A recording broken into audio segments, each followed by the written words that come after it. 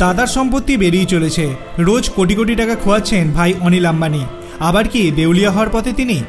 দাদা মুকেশ আম্বানির সম্পত্তি উত্তরোত্তর বেরিয়ে চলেছে, যেখানেই চিন্তায় ঘুম উঠছে ভাই অনিল আম্বানির। দেনা, আর্থিক অন্তরণের ধাক্কা অনেকটাই কাটিয়ে উঠিয়েছিলেন, কিন্তু আবার দুঃসংবাদ, প্রতিদিন কোটি কোটি টাকা হারাতে হচ্ছে অনিল আম্বানিকে। ফের কি নিঃস্ব হয়ে যাবেন আম্বানি পরিবারের ছোট ছেলে? একসময় দাদার থেকেও বেশি সম্পত্তি ছিল তার, কিন্তু দেনার দায়ে হারিয়েছেন প্রায় সবকিছুই। 4,000 কোটি টাকার ঋণ ছিল ঘাড়ে। দক্ষিণ আফ্রিকার একটি সংস্থায় 16,000 কোটি টাকা বিনিয়োগ করেই ডুবে গিয়েছিলেন অনিল আম্বানি। পরবর্তী সময়ে দাদার সাহায্যে সেই ঋণ অনেকটাই মিটিয়ে দিতে সক্ষম হয়েছেন।